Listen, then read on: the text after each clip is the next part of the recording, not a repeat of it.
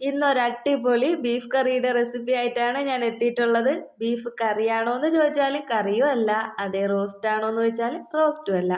ആ ഒരു പരുവത്തിലാണ് ഇന്നത്തെ ഈ ബീഫ് കറി റെഡിയാക്കിയിട്ടുള്ളത്. പക്ഷെ അടിപൊളി ടേസ്റ്റാണ്. ഈ ഒരു രീതിയിൽ എല്ലാവരും ഒന്ന് പരീക്ഷിച്ച് നോക്കണേ. അപ്പോൾ നമുക്ക് പെട്ടെന്ന് തന്നെ റെസിപ്പിയിലേക്ക് കിടക്കാം. എങ്ങനെയാണ് ഇത് റെഡിയാക്കുന്നതെന്നൊന്ന് നോക്കിയിട്ട് വരാം. അതിനായിട്ട് ഞാൻ ആദ്യമേ എടുത്തിട്ടുള്ളത് കുറച്ച് ചെറിയുള്ളി, 2 സവാള. സവാള വളരെ ചെറുതാണ്, വലുതാണെങ്കിൽ ഒരെണ്ണം മാത്രം മതി. കൊച്ചുള്ളി കുറച്ച് അത്യാവശ്യത്തിന് എടുക്കണം. ഒരു 10-30 എണ്ണം എടുത്തിട്ടുണ്ട്. കൊച്ചുള്ളിയാണ് കുറച്ചും കൂടി ടേസ്റ്റ്. ചിക്കൻ കറിക്കായാലും ബീഫിനായാലും കൊച്ചുള്ളി കൂടുതൽ ചേർക്കുന്നതായിരിക്കും ടേസ്റ്റ്. സവാള ഞാൻ ഇതുപോലെ നീളത്തിന് അരിഞ്ഞെടുത്തിട്ടുണ്ട്. അതുപോലെ തന്നെ വലിയ പീസ് ചെറിയ ഉള്ളിയൊക്കെ 2ആയിട്ട് കട്ട് ചെയ്ത് ഇട്ടിട്ടുണ്ട്. ഇനി നമുക്ക് ആദ്യം ഇത് രണ്ടും ഒന്ന് വഴറ്റിയെടുക്കണം. അതിനു മുമ്പ് ബീഫ് ഒന്ന് വേവിക്കാനായിട്ട് വെക്കാം. ബീഫ് ഒരു 1/2 കിലോ അളവിലാണ് ഞാൻ എടുത്തിട്ടുള്ളത്. 1/2 കിലോ അളവിനാണ് ഈ ഒരളവ് സവാളയും ചെറിയ ഉള്ളി എടുത്തിട്ടുള്ളത്. അപ്പോൾ ഈ ബീഫ് ആദ്യം നമുക്ക് കുക്കറിലാക്കി ഒന്ന് വേവിച്ചെടുക്കണം. ബീഫും മഞ്ഞൾപ്പൊടിയും ഉപ്പും ഇത്രയാണ് അതിലേക്ക് ചേർത്തിട്ടുള്ളത്. ബീഫെല്ലാം നന്നായിട്ട് കഴുകി വൃത്തിയാക്കി കട്ട് ചെയ്ത് വെച്ചിട്ടുണ്ട്. ഈ ബീഫ് കുക്കറിൽ നന്നായിട്ട് വെന്ത് കിട്ടുന്ന ആ ഒരു സമയം കൊണ്ട് തന്നെ ഉള്ളി നമുക്കൊന്ന് വഴറ്റിയെടുക്കണം. അപ്പോൾ 2 അടുപ്പിലായിട്ട് പെട്ടെന്ന് എല്ലാം ചെയ്തെടുക്കാം. ബീഫിലേക്ക് ആവശ്യത്തിന് മഞ്ഞൾപ്പൊടിയും ചേർത്തിട്ടുണ്ട്, ഉപ്പും ചേർത്തിട്ടുണ്ട്, 1 ഗ്ലാസ് വെള്ളവും കൂടി ചേർത്തിട്ടുണ്ട്. അതുപോലെ ഈ ഒരു കറി ഒരുപാട് ഗ്രേവി ആയിട്ടല്ല വെക്കുന്നത്, അതുകൊണ്ട് വളരെ കുറച്ച് വെള്ളം മതി. 1 ഗ്ലാസ് മാത്രമേ ഞാൻ ചേർത്തിട്ടുള്ളൂ. പിന്നീട് ആവശ്യമുണ്ടെങ്കിൽ കറിയിൽ ചേർക്കാം. ഇനി നമുക്ക് ആദ്യം ഈ സവാളയും ചെറിയ ഉള്ളിയും ഒന്ന് വഴറ്റിയെടുക്കണം. അതിന് വേണ്ടിയിട്ട് ഒരു മൺചട്ടി അടുപ്പത്ത് വെച്ചിട്ടുണ്ട്. മൺചട്ടിയിലാണ് ഞാൻ ഇന്ന് ഈ ഒരു കറി റെഡിയാക്കി എടുക്കുന്നത്.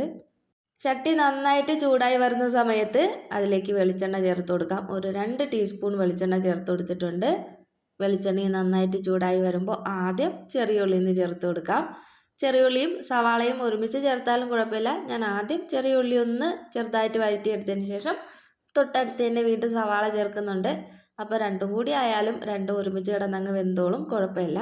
ഇപ്പോൾ ഹൈ ഫ്ലെയിമിൽ വെച്ചിട്ട് തന്നെ ഒരു 5 മിനിറ്റ് നന്നായിട്ടൊന്ന് വഴറ്റിയെടുക്കാം. പിന്നെ അടുക്കി പിടിക്കാതെ നന്നായിട്ടൊന്ന് വഴറ്റിക്കൊണ്ടേയിരിക്കണം, ഇളക്കിക്കൊണ്ടേയിരിക്കണം. മൺചട്ടി ആയതുകൊണ്ട് പെട്ടെന്ന് അടുക്കി പിടിക്കാൻ ചാൻസ് ഉണ്ട്. അതുപോലെ ഇടയ്ക്കിടയ്ക്ക് മൂടി വെച്ചിട്ടും വേവിക്കാം. മൂടി വെച്ചിട്ട് വേവിക്കുന്ന സമയത്ത് ലോ ഫ്ലെയിമിലോ മീഡിയം ഫ്ലെയിമിലോ ആക്കി കൊടുത്താൽ മതി. ഞാനങ്ങനെ കുറച്ച് നേരം ഇതുപോലെ മൂടി വെച്ചിട്ടൊക്കെ വേവിച്ചെടുത്തിട്ടുണ്ട്. അപ്പോൾ നന്നായിട്ടൊന്ന് വെന്ത് കിട്ടിയിട്ടുണ്ട്. ഇത് ഒരു ഗോൾഡൻ ബ്രൗൺ ഷെയ്ഡായിട്ട് വരണം. ഇപ്പോൾ ചെറുതായിട്ടൊക്കെ കളറൊന്ന് ചേഞ്ച് ആയിട്ടുള്ളൂ. ഇനിയും ആ ഒരു ഗോൾഡൻ ഷെയ്ഡൊക്കെ വരുന്ന സമയത്താണ് ഉള്ളിയൊക്കെ നന്നായിട്ട് വെന്ത് ആ ഒരു കറിക്ക് നല്ല ടേസ്റ്റൊക്കെ വരുന്നത്. അപ്പോൾ അതുവരെ ഇതുപോലെ ഒന്ന് ഇളക്കി കൊടുക്കണേ. പിന്നെ നേരത്തെയും ഞാൻ ഈ ബീഫ് കറിയുടെ റെസിപ്പിയൊക്കെ വീഡിയോ അപ്ലോഡ് ചെയ്തിട്ടുണ്ട്. അതെല്ലാം കുക്കറിൽ വളരെ എളുപ്പത്തിൽ വയ്ക്കുന്ന പരിപാടിയാണ്. അപ്പോൾ അതും കൂടി എടുത്ത് കാണാൻ മറക്കല്ലേ. സമയമൊന്നും ഇല്ലാതെ വളരെ പെട്ടെന്നൊക്കെ റെഡിയാക്കി എടുക്കണമെന്നുണ്ടെങ്കിൽ ആ ഒരു റെസിപ്പി, ആ ഒരു വീഡിയോ നിങ്ങൾക്ക് ഉപകാരപ്പെടും. പെട്ടെന്ന് കുക്കറിൽ തന്നെ റെഡിയാക്കി എടുക്കുന്നതാണ്.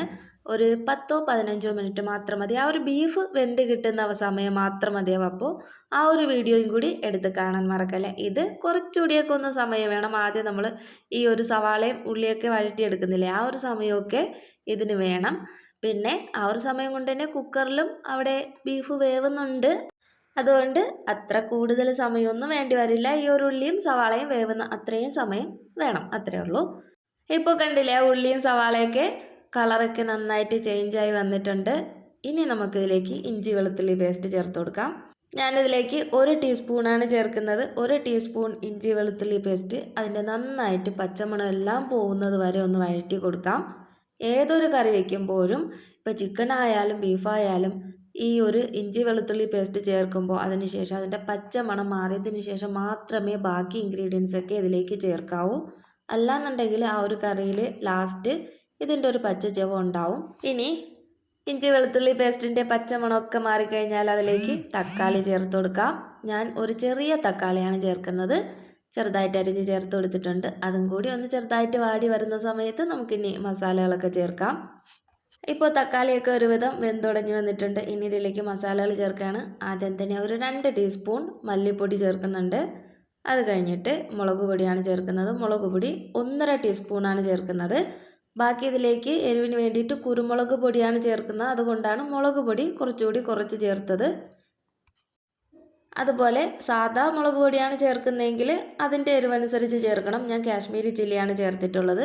ഇനി 1/4 ടീസ്പൂൺ മഞ്ഞൾപ്പൊടി, അടുത്തതായിട്ട് 1/2 ടീസ്പൂൺ ഗരം മസാല, പിന്നെ കുറച്ച് മീറ്റ് മസാലയും കൂടി ചേർക്കുന്നുണ്ട്. 1/2 ടീസ്പൂൺ മീറ്റ് മസാല ചേർക്കുന്നുണ്ട്. മീറ്റ് മസാല കയ്യിലില്ലാന്നുണ്ടെങ്കിൽ ഗരം മസാല കുറച്ചുകൂടി ചേർത്താൽ മതി.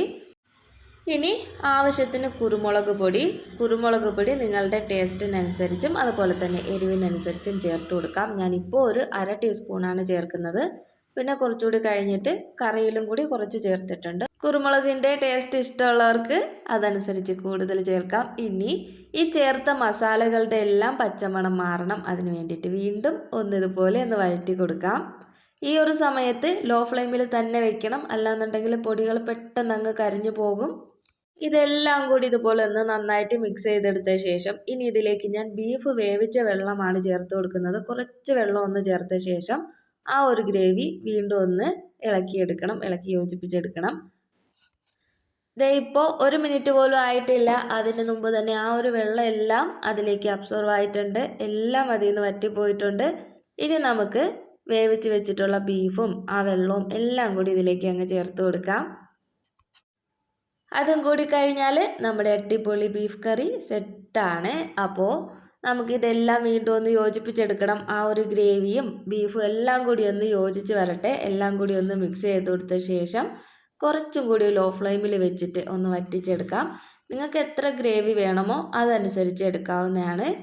ഞാൻ ആദ്യമേ പറഞ്ഞതുപോലെ കറിയാണോ എന്ന് ചോദിച്ചാൽ കറിയും അല്ല, അത് റോസ്റ്റാണോ എന്ന് ചോദിച്ചാൽ റോസ്റ്റും അല്ല. ആ ഒരു പരുവത്തിന് കിട്ടിയിട്ടുണ്ട്. ഇത് ചപ്പാത്തിക്കും പൊറോട്ടയ്ക്കൊക്കെ ആണെങ്കിൽ സൂപ്പറാണ്. അതിന് രണ്ടിന് മാത്രമല്ല, ഇനി കുറച്ച് കപ്പയും കൂടി ഉണ്ടെങ്കിൽ ചോറിൻ്റെ കൂടെയും എന്തിൻ്റെ കൂടെയും പോവും. അപ്പോൾ ഈ ഒരു രീതിയിൽ പരീക്ഷിച്ചിട്ടുള്ളവർ ഉറപ്പായിട്ടും ഒന്ന് കമൻറ്റിലൂടെ അറിയിക്കാൻ മറക്കല്ലേ. അതുപോലെ തന്നെ എൻ്റെ വീഡിയോ ഇഷ്ടമായാൽ ലൈക്ക് ചെയ്യാൻ മറക്കരുത്. എൻ്റെ ചാനൽ ആദ്യമായിട്ട് കാണുന്ന കൂട്ടുകാരുണ്ടെങ്കിൽ ചാനലൊന്ന് സബ്സ്ക്രൈബ് ചെയ്യാനും കൂടി മറക്കല്ലേ. സബ്സ്ക്രൈബ് ചെയ്യുന്ന സമയത്ത് തൊട്ടടുത്തുള്ള ബെല്ലൈക്കണും കൂടി ഒന്ന് പ്രസ് ചെയ്തേക്കണം. എന്നാൽ മാത്രമേ ഞാനിടുന്ന വീഡിയോസിൻ്റെ എല്ലാം നോട്ടിഫിക്കേഷൻ കറക്റ്റായിട്ട് നിങ്ങളിൽ എത്തുകയുള്ളൂ. അപ്പോൾ കറിയൊക്കെ ഏകദേശം സെറ്റായിട്ടുണ്ട്. ഇനി ലാസ്റ്റത്തെ പരിപാടി കുറച്ച് മല്ലിയിലയും കൂടി ചേർത്ത് കൊടുക്കുക. ഇതിനിടയ്ക്ക് ഞാൻ കുറച്ചുകൂടി കുരുമുളക് പൊടി ആഡ് ചെയ്തിട്ടുണ്ട്. അപ്പോൾ നിങ്ങൾക്കത് ആവശ്യമാണെങ്കിൽ നോക്കിയിട്ട് ചേർക്കാം. ഉപ്പൊക്കെ ഈ സമയത്തെല്ലാം നോക്കിയിട്ട് ഉപ്പൊക്കെ കുറവാണെങ്കിൽ ചേർത്ത് കൊടുക്കാം. ഞാനിതെല്ലാം ഇടയ്ക്ക് നോക്കിയിട്ടുണ്ടായിരുന്നു, ഉപ്പ് കുറച്ച് കുറവായിരുന്നു, അതെല്ലാം ആഡ് ചെയ്തെടുത്തിട്ടുണ്ട്. അപ്പോൾ നമുക്ക് ഇന്നത്തെ കറി സെറ്റായിട്ടുണ്ട്. അപ്പോൾ നിങ്ങളുടെ അഭിപ്രായവും ലൈക്കും മറക്കല്ലേ. അപ്പോൾ ഇന്നത്തെ ഈ ഒരു ബീഫ് കറിയുടെ റെസിപ്പി എല്ലാ കൂട്ടുകാർക്കും ഇഷ്ടമായെന്ന് പ്രതീക്ഷിക്കുന്നു. അപ്പോൾ നമുക്കിനി അടുത്തൊരു വീഡിയോ ആയിട്ട് കാണാം. അടുത്തൊരു റെസിപ്പിയോ വ്ളോഗോ എന്തെങ്കിലും ഒരു വീഡിയോ ആയിട്ട് ഉടനെ കാണാം. അതുവരേക്കും എല്ലാ കൂട്ടുകാർക്കും tata bye bye. Ayan's world.